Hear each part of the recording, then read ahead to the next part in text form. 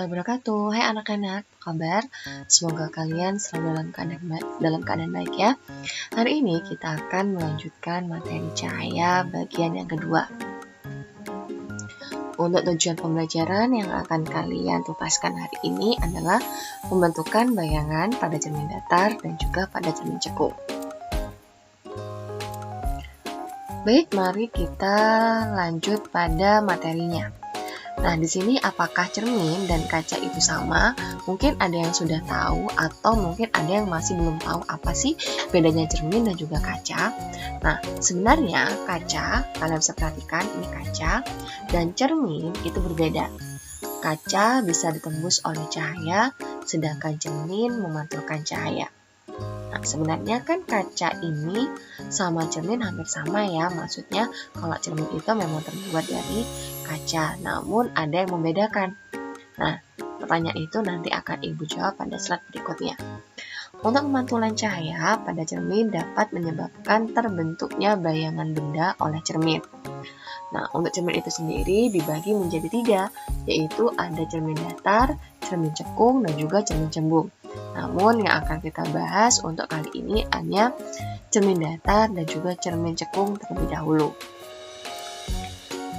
Baik, yang kita akan bahas terlebih dahulu adalah cermin datar. Namanya cermin datar, pasti permukaannya datar ya. Nah, tadi Ibu sudah mengatakan bahwa cermin itu sedikit berbeda dari kaca. Cermin datar itu sebenarnya terbuat dari kristal kaca yang dilapisi oleh lapisan amalgam. Lapisan amalgam itu yang bagaimana sih, Bu? Nah, kalau kalian punya cermin di rumah, coba kalian cek deh. Cermin yang di bagian belakangnya pasti ada lapisan yang berwarna hijau atau berwarna biru. Nah, lapisan itu yang menyebabkan kenapa cermin tidak bisa tembus cahaya, melainkan cermin memantulkan cahaya. Nah, itu yang disebabkan dengan adanya lapisan amalgam. Ya, makanya cermin memantulkan cahaya. Cermin datar menghasilkan yang namanya bayangan maya atau bayangan semu atau bayangan tidak nyata. Nah, bayangan maya itu sendiri atau bayangan semu terjadi karena perpanjangan dari sinar pantul. Nah, jika kalian perhatikan untuk terbentuknya bayangan pada cermin, nah itu tadi adalah bayangan maya merupakan perpanjangan dari perpotongan dari perpanjangan sinar pantulnya. Nah, ini yang sinar yang garisnya putus-putus merupakan perpanjangan dari sinar pantul. Nah, untuk bayangan yang terbentuk pada cermin datar itu sendiri adalah tadi maya. Artinya maya atau tidak semu adalah bayangan yang seolah-olah itu berada di belakang cermin. Tapi pada saat kita cek di belakang cermin ya tidak ada bayangannya. Itu yang dikatakan bersifat maya. Kemudian dia sama tegak. Namanya bayangan, kalau kitanya tegak ya pastinya juga tegak. Kemudian kalau kita miring ya bayangannya pasti miring. Serem juga ya kalau misalnya kitanya tegak kemudian bayangannya miring, ya kan? Kemudian untuk tingginya, kalau kita tingginya 150 cm ya pasti bayangan juga 150 cm. Kemudian jarak benda dengan jarak bayangan juga sama. Kalau kita berjarak 1 meter dari cermin, maka bayangan yang terbentuk pun akan berjarak 1 meter dari cerminnya, sehingga tinggi, posisi, jarak benda itu sama persis dengan bayangannya, gitu ya. Jadi Ibu ingatkan lagi, bayangan yang terbentuk pada cermin datar adalah maya, sama tegak. Untuk tinggi, posisi, jarak benda itu sama dengan bayangannya. Kemudian ada namanya cermin bersudut. Apa sih cermin bersudut? Cermin bersudut itu adalah 2 cermin datar yang digabungkan sedemikian rupa sehingga membentuk sudut yang besarnya dapat diatur. Nah, untuk rumusnya sendiri adalah N di sini adalah jumlah bayangan sama dengan 360 derajat dibagi sudut yang telah ditentukan dikurangi 1. Nah, di sini sudah ada beberapa posisi cermin bersudut dengan sudut 120 derajat, ada 72 derajat, sama ada 50 derajat. Nah, kalian bisa bedakan untuk 120 derajat itu membentuk 2 bayangan. 72 derajat membentuk 4 bayangan. 1, 2, 3, 4. Untuk 50 bayangan, untuk 50 sudut ada 1, 2, 3, 4, 5. Nah, kalian bisa menentukan jumlah bayangannya dengan cara contoh. Cermin sudut terbentuk sudutnya 120 derajat. Tentukan banyak bayangannya. Jadi N adalah banyak bayangan sama dengan 360 dibagi sudut yang sudah ditentukan, yaitu 120 dikurangi 1. Nah, cara pengerjaannya 360 dibagi 120 dulu menghasilkan angka 3, kemudian baru 3 dikurangi 1 sama dengan 2 ya. Sesuai ya. Jadi kalau sudutnya 120 maka menghasilkan 2 bayangan. Nah, untuk 72 derajat sama 50 derajat, benar nggak sih sama dengan yang ada pada gambar? Nah, kalian buktikan sendiri menggunakan rumus yang sudah Ibu berikan. Nah, sekarang kita bahas pada cermin cekung. Cermin cekung adalah cermin yang bidang pemantulannya berbentuk cekung. Nah, kemudian untuk cermin cekung disebut juga seperti cermin konvergen atau pengumpul cahaya, atau juga bisa dikatakan cermin positif.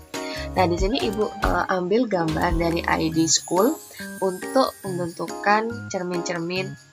Ada cermin datar seperti ini jika disimbolkan pada gambar cermin datar, kemudian cermin cekung. Jadi yang dipakai adalah bagian cermin yang tidak digaris-garis seperti ini. Berarti ini maksudnya di depan cermin, yang ini di belakang cermin. Kemudian ini adalah cermin cembung, yaitu yang kita pakai yang sebelah sini yang tidak diarsir. Nah, cembung yaitu di sini berada di depan, yang ini ada di belakang. Untuk lensa cekung sama lensa cembung akan kita, untuk cermin cembung, lensa cekung sama lensa cembung akan kita bahas pada pertemuan berikutnya ya. Jadi untuk cermin cekung di sini adalah memang cermin yang bidang pemantulannya terbentuk cekung dan juga bisa dikatakan sebagai cermin konvergen ataupun cermin positif. Oke, untuk letak-letak pada cermin cekung ya.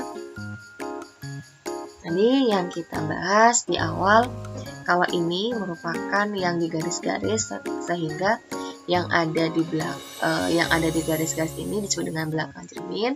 Karena kita cermin cekung, maka yang dipakai bagian cekungnya. Nah, ini Ibu ambil gambarnya dari fisikaabc.com. Nah, di sini sudah ada bagian-bagiannya. Di sini titik O adalah merupakan titik pusat optik. Sedangkan F adalah titik fokus cermin, sedangkan M adalah titik pusat kelengkungan. Sedangkan untuk titik fokus itu jaraknya antara O sampai F di sini ya. Namanya fokusnya, titik fokusnya, jarak fokus. Kalau titik fokus F-nya, tapi kalau jarak fokus berarti antara titik pusat optik sampai pada titik fokusnya. Bedakan titik fokus dengan jarak fokus. Kalau titik fokus ya ini, di F-nya ini. Kalau jarak berarti antara O sampai ke F, atau dari titik pusat ke titik fokusnya. Kemudian untuk jari-jari itu jarak dari titik pusat sampai pada titik pusat kelengkungan. Sehingga karena tadi fokus itu antara O sampai F, berarti fokus itu merupakan 2 kali jari-jari. Ya, maksudnya jari-jari itu adalah 2 kali fokus, sedangkan jarak fokusnya adalah setengah dari jari-jari. Jadi ulangi lagi, jari-jari itu jarak antara titik pusat sampai pada titik pusat kelengkungan, sehingga fokus itu sama dengan setengah dari jari-jari, sedangkan jari-jari itu sendiri 2 kali fokusnya. Nah, kemudian kita lihat pada cermin cekung di sini ada 4 ruang, yaitu ada ruang 1 yaitu antara titik pusat sampai pada titik fokus, ruang 2 titik fokus sampai pusat kelengkungan, sedangkan ruang 3 pusat kelengkungan ke belakang, sedangkan ruang 4 itu berada pada belakang cermin. Yaitu jadi ruang 1, ruang 2, ruang 3, ruang 4. Apa sih Bu fungsinya ruang 1, ruang 2, ruang 3, ruang 4? Fungsi ruang ini adalah nanti akan membantu kalian untuk pembentukan menentukan sifat bayangannya. Nah, di sini adalah sinar-sinar istimewa pada cermin cekung. Nah, di sini yaitu sinar datang. Oke, sinar datang yang sebentar, ini adalah namanya sinar datang. Ini namanya sinar pantul. Ini namanya cerminnya, sedangkan ini namanya adalah sumbu utama. Jadi sinar istimewa di sini adalah sinar-sinar yang dimana nantinya akan membantu untuk membentuk suatu bayangan.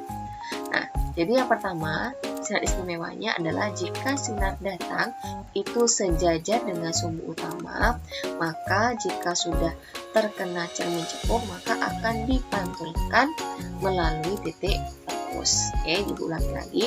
Sinar datang yang sejajar dengan sumbu utama, sinar datang kemudian mengenai cermin cekung, kemudian akan dipantulkan melalui titik fokus. Itu yang sinar istimewa yang kedua. Itu yang pertama. Sinar istimewa yang kedua yaitu jika sinar datang melalui titik fokus, kemudian mengenai cermin cekung, lalu dipantulkan, maka sinar pantulnya akan sejajar dengan sumbu utama. Jadi ulangi lagi, jika ada sinar datang yang melalui titik fokus, kemudian mengenai cermin cekung dan dipantulkan, sinar pantulnya akan sejajar dengan sumbu utama. Kemudian sinar istimewa yang ketiga, jika ada sinar datang yang melalui pusat kelengkungan, kemudian mengenai cermin cekung, maka dipantulkan pada titik yang sama, yaitu dipantulkan melalui pusat kelengkungan juga. Jadi pada saat sinar datangnya melalui titik fokus akan dipantulkan kembali. Jika mengenai sinar datang mengenai titik pusat kelengkungan, maka saat dipantulkan juga akan melalui pusat kelengkungan. Oke, sekarang kita terapkan sinar istimewa tadi pada pembentukan atau lukisan bayangan pada cermin cekung. Nah, di sini tadi pada slide yang sebelumnya, di sini adalah ruang 1, di sini ruang 2, di sini adalah ruang 3. Nah, sekarang kita akan menentukan sifat bayangannya. Jika benda itu diletakkan di ruang 1, bagaimana bayangannya, di ruang 2 bagaimana bayangannya, di ruang 3 juga bagaimana bayangannya. Sekarang kita awali dari bendanya itu berada di ruang 1. Nah, jika bendanya ada di ruang 1, maka pembentukan bayangannya seperti ini, yaitu bersifat maya, tegak, dan juga diperbesar. Nah, sekarang bagaimana kalau bendanya ada di ruang 2? Nah, maka bayangannya akan membentuk seperti ini, yang bersifat nyata, terbalik, dan juga diperbesar.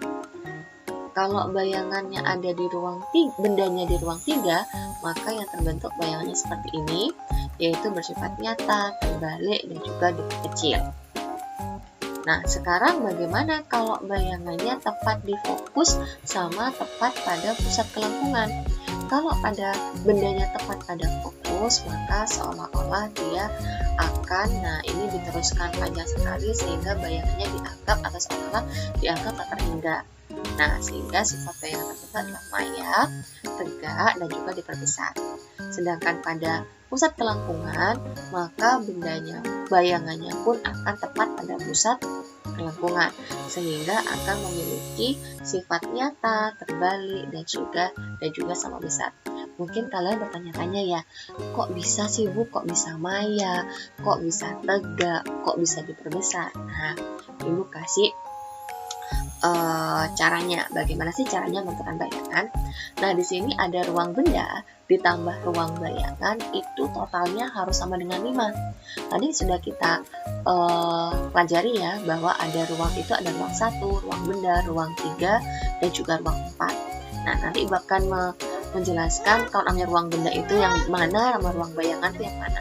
Jadi yang kalian harus pahami dulu, ruang benda jika ditambah dengan ruang bayangan, totalnya harus sama dengan 5. Kemudian jika ruang bayangannya itu lebih besar dari ruang benda, maka dikatakan diperbesar.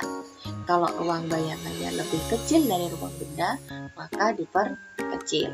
Nah, yang berikutnya, jika bayangan dan benda terletak di depan cermin atau sewilayah, maka dia bersifat nyata. Jika bayangan dan benda itu beda wilayah, maka bersifat maya. Maya gandengannya tegak, sedangkan nyata gandengannya terbalik. Oke, kita sekarang back dulu. Oke, kita pada bayangan pertama. Pembentukan bayangan pada ruang 1. Tadi perhatikan, ruang benda ditambah dengan ruang bayangan harus menghasilkan 5. Jadi bendanya di ruang 1, kemudian ditambah dengan bayangannya di ruang 4, maka menghasilkan 5. 1 tambah 4 sama dengan 5. Oke, sehingga kalau bendanya di ruang 1, pasti bayangannya di ruang 4. Kalau bendanya di ruang 2, bayangannya pasti di ruang 3, karena 2 tambah 3 sama dengan 5. Dan juga kalau bendanya di ruang 3, bayangannya pasti di ruang 1, pintar. Sehingga karena 3 ditambah 2 sama dengan 5. Oke, mulai paham ya? Jadi kalau bendanya di ruang 1, bayangannya di ruang 5. Bendanya di ruang, maka bayangannya di ruang 3. Bendanya di ruang 3, bayangannya di ruang 2. Kalau bendanya di ruang 4, maka bayangannya di ruang tidak ada bayangannya. Karena ruang 4 itu letaknya di belakang cermin. Oke, karena di belakang cermin, maka benda yang ada di belakang cermin pasti tidak akan memiliki bayangan. Ya, jadi yang memiliki bayangan itu hanyalah ruang-ruang yang ada di depan cermin. Otomatis hanya ada ruang 1, ruang 2, ruang 3. Sedangkan benda di ruang 4 maka tidak memiliki bayangan. Itu yang pertama. Oke, tadi ruang benda tambah ruang bayangan itu sama dengan 5. Sekarang, jika ruang bayangannya lebih besar dibandingkan ruang benda, maka diperbesar. Nah, ruang bayangannya 4, ruang bendanya 1. Berarti kan 4 lebih besar dibandingkan 1. Nah, makanya dia diperbesar. Bendanya di ruang 2, bayangannya di ruang 3. 3 sama 2 besaran 3 dong ya. Maka kalau bayangannya di ruang 3, bendanya di ruang 2, berarti diperbesar. Sekarang bayangannya di ruang 2, bendanya di ruang 3. Bayangannya 2, bayangannya 3. Jadi kalau bayangannya 2, berarti dia lebih kecil. Ya kan? Kalau bayangannya di ruang 2, bendanya di ruang 3, maka dia diperkecil. Seperti itu. Jadi kalau ruang bayangannya itu lebih besar dibandingkan ruang benda, berarti dia diperbesar. Kalau bayangannya lebih kecil dari ruang benda, maka dia diperkecil. Nah, kemudian yang namanya sewilayah. Kalau benda sama bayangan itu sama-sama di depan cermin, artinya dia sewilayah. Kalau benda sama bayangan berbeda, satunya di depan cermin, satunya di belakang cermin, maka dia dikatakan beda wilayah. Ya, kalau benda sama bayangan dalam sama-sama di depan cermin, maka sewilayah. Kalau bendanya di depan cermin, kemudian bayangannya di belakang cermin, berarti dia beda wilayah. Satu wilayah, maka dia bersifat nyata. Beda wilayah, maka dia bersifat maya. Maya gandengannya tegak, nyata gandengannya terbalik. Ya, jadi bisa ditentukan kalau bendanya di ruang 1, berarti bayangannya di ruang 4. Di ruang 4, ruang bayangannya lebih besar daripada benda di ruang 1. Karena dia beda wilayah, berarti dia bersifat maya. Sehingga bisa ditentukan sifatnya maya, gandengannya tegak, dan juga diperbesar. Seperti itu ya cara cepatnya, tanpa harus kalian melukiskan dulu sinar-sinar istimewa dalam pembentukan bayangan. Jadi dengan keterangan seperti ini memudahkan kalian langsung menentukan bayangannya seperti apa. Sekarang rumus dari cermin cekung. Nah, di sini ada banyak sekali, bukan banyak sih, cuma ada 3 ya. Jadi di sini pertama adalah 1 per F sama dengan 1 per fokus sama dengan 1 per Oke, untuk fokus sama dengan setengah jari-jari atau jari-jari dibagi 2. Untuk perbesaran, kalian bisa menggunakan salah satunya. Bisa menggunakan perbesaran sama dengan tinggi bayangan dibagi dengan tinggi benda, atau perbesaran sama dengan jarak bayangan dibagi dengan jarak benda. Nah, ini namanya adalah garis mutlak. Jika biasanya bayangan itu bernilai negatif, maka jika masuk pada garis mutlak, maka akan membentuk nilai positif karena perbesaran tidak ada yang bernilai negatif. Semua perbesaran selalu bernilai positif. Jadi garis ini tanda mutlak di sini untuk menghilangkan tanda negatif. Ya, jadi F adalah titik fokus, R adalah jari-jari, sedangkan S jarak benda, S aksen yang ada aksennya adalah jarak bayangan, H tinggi benda, H aksen adalah tinggi bayangan. Nah, untuk di sini adalah alternatif untuk yang rumus 1 per F sama dengan 1 per S ditambah 1 per S aksen. Nah, ini rumus untuk mencari fokusnya. Nah, bagaimana kalau yang ditanyakan adalah jarak benda atau jarak bayangannya? Maka kalau mencari bendanya adalah 1 per fokus dikurangi dengan 1 per S aksen. Ya, ini adalah S aksen. Kemudian bagaimana kalau mencari jarak bayangan? Maka sama dengan 1 per fokus dikurangi dengan 1 per jarak bendanya. Jadi fokusnya harus ada di depan. Gitu ya. Jadi pada cermin cekung semua untuk nilai fokus, bayangan, jari-jari semuanya bernilai positif. Kenapa ibu menuliskan seperti ini? Karena nanti agar bisa membedakan antara cermin cekung sama cermin cembung yang akan nanti kita bahas pada pertemuan selanjutnya. Jadi untuk cermin cekung, untuk nilai fokus, bayangan, dan jari-jari semuanya bernilai positif. Biar lebih paham, langsung kita pada contoh soalnya. Oke, yang pertama ada benda diletakkan 30 cm di depan cermin cekung. Ya, kata kuncinya adalah cermin cekung, menandakan berarti jarak benda sama jari-jari semuanya bernilai positif. Oke, jadi tadi bendanya diletakkan 30 cm, kemudian jari-jarinya 10 cm, yang ditanyakan perbesaran dan juga sifat bayangan. Jadi diketahui jarak bendanya 30, jari-jarinya 10 cm, maka dengan diketahui jari-jari, maka kita bisa menentukan fokusnya. Tadi fokus sama dengan setengah jari-jari atau jari-jari dibagi 2. Sehingga kalau 10 dibagi 2 sama dengan 5 cm. Yang ditanyakan adalah perbesaran, yang berikutnya adalah sifat bayangan. Maka mencari perbesaran M sama dengan S aksen per S. Kenapa Bu kok tidak menggunakan H aksen per H? Karena yang diketahui jarak bendanya, bukan tinggi bendanya. Kalau menggunakan tinggi, maka di sini menggunakan H aksen per H. Itu ya, paham ya? Kenapa kita menggunakan S aksen per S? Karena memang yang diketahui lebih dulu adalah jarak bendanya. Sehingga menggunakan S aksen per S.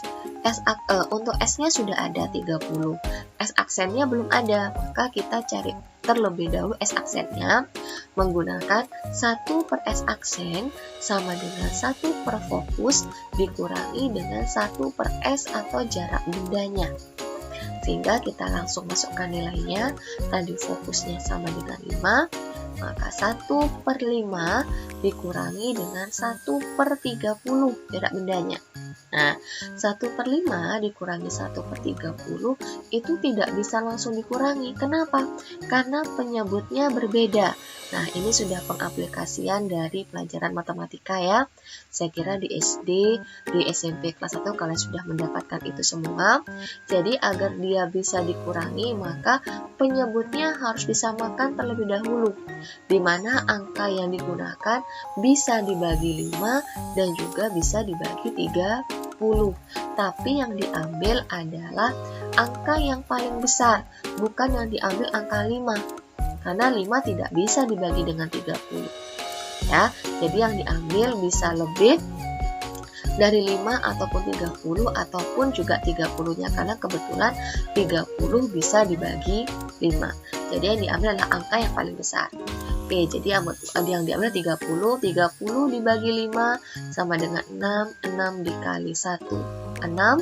30 dibagi 30 sama dengan 1. 1 dikali 1 sama dengan 1. Sehingga 6 dikurangi 1 sama dengan 5/30. Itu masih 1 per S aksen. Yang kita butuhkan hanya S aksen saja. Maka langsung kalian balik. Ya, jangan lupa setelah seperti ini langsung kalian balik mencari S aksennya saja. Maka sama dengan 30 dibagi 5 sama dengan 6 cm. Jadi setelah kalian kurangi seperti ini, maka mencari S aksennya langsung kalian balik. Karena kebanyakan anak-anak kalau mengerjakan tidak dibalik, langsung seperti ini. Ya, jadi S aksennya sekarang ketemunya 6 cm, maka kita langsung masukkan pada rumus perbesaran, maka S aksennya 6, kemudian jarak bendanya 30, maka menghasilkan 0,2 kali. Jadi perbesarannya dibesarkan sebesar 0,2 kali. Nah, sekarang kita masukkan nih. Kalau fokusnya 5, kemudian jarak bendanya 30, pasti jaraknya jauh sekali kan dari fokus, sehingga tidak mungkin ada di ruang 2. Otomatis ada di ruang 3. Kalau di ruang 3, pasti bayangannya ada di ruang di ruang 2. Nah, kalau sudah ada di ruang 2, nah kita perhatikan lagi. Sama-sama di depan cermin kan? Maka dia bersifat nyata. Maka sifatnya nyata. Nyata gandengannya terbalik. Nah, kalau bayangannya sudah, kalau tadi bendanya di ruang 3, bayangannya di ruang 2. Nah, ruang 2, ruang bayangannya lebih kecil dibandingkan ruang benda, maka dia diperkecil. Dibuktikan dengan perbesarannya hanya 0,2 kali. Seperti itu ya. Jadi kalian bisa paham dari penjelasan Ibu barusan. Oke anak-anak, sekian untuk materi kita hari ini. Semoga kalian bisa menerima atau memahami materi yang Ibu sampaikan dengan jelas. Dan semoga apa yang Ibu berikan juga bermanfaat bagi kalian. Dan terima kasih banyak sudah menyimak sampai akhir.